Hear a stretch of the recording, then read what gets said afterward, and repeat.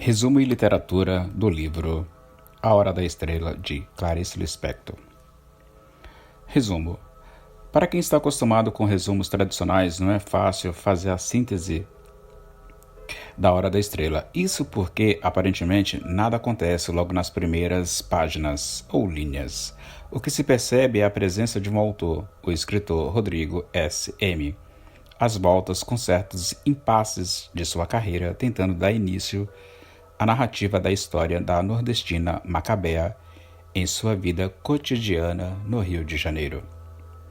Rodrigo declara: pensar é um ato, sentir é um fato. E essas frases podem ser entendidas como uma apresentação da obra. De fato, as reflexões e os sentimentos registrados pelo escritor constituem parte da narrativa. Portanto, se o leitor espera algo acontecer para começar a fazer a sua síntese do romance, é bom se apressar, porque a história já começou. Macabea é introduzida aos poucos na narrativa, sobressaindo-se das reflexões de Rodrigo. Ele se depara com ela em uma rua do Rio de Janeiro, quando, por intermédio de uma simples troca de olhares, a história da moça lhe é revelada. A alagoana Macabea perde os pais ainda muito criança e é criada por uma tia que, no intuito de educá-la, dá-lhe constantes pancadas na cabeça com os nós dos dedos. Frequenta escola apenas até o 3º ano primário e escreve muito mal. Mesmo assim, consegue levar adiante um curso de datilografia. A tia muda-se para o Rio de Janeiro e Macabea a acompanha, arranja emprego como datilógrafa. Depois da morte da mãe de criação, passa a dividir um quarto de pensão com 4 moças que trabalham como balconistas. Pouco convive com elas, que chegam muito cansadas à noite e dormem logo, enquanto Macabea fica ouvindo a rádio relógio ao longo das madrugadas.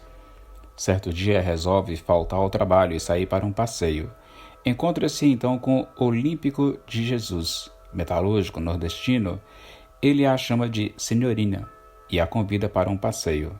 Para ela é o começo de um namoro. Em suas conversas, ela exibe relógio, enquanto ele afirma sua disposição de crescer e ser alguém na vida. Em uma visita a Macabea no local de trabalho, Olímpico conhece Glória, colega da namorada, interessa-se por ela e abandona Macabea, sem ter exata noção do quanto isso a faz sofrer.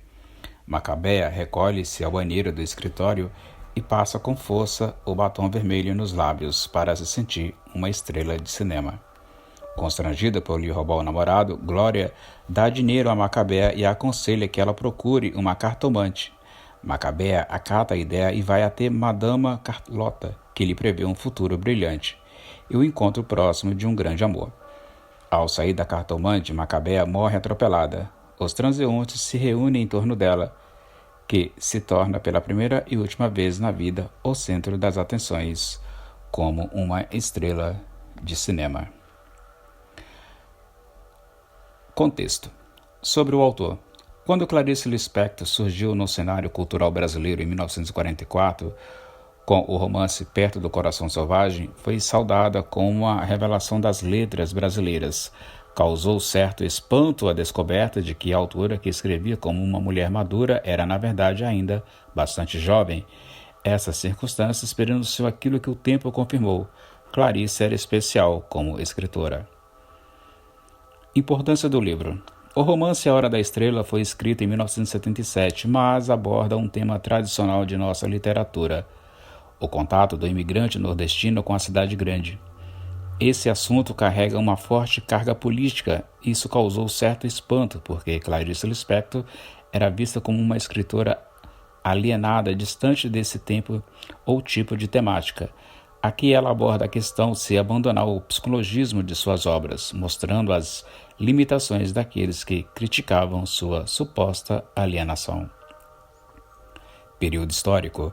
O fundo político das obras de Clarice nunca é óbvio. A Hora da Estrela, por exemplo, tem como pano de fundo o autoritarismo da sociedade brasileira no período da ditadura militar iniciada em 1964. No entanto, o tratamento do tema é sutil. Mostra-se a interiorização da condição de oprimido e a reprodução da condição de opressor no plano das relações pessoais. Análise. O romance apresenta 3 níveis narrativos distintos, embora complementares e interpenetrantes. Em um desses níveis temos a história da própria narrativa. Ela é constituída pelas digressões do narrador, Rodrigo, que desenvolve reflexões a respeito do fazer artístico.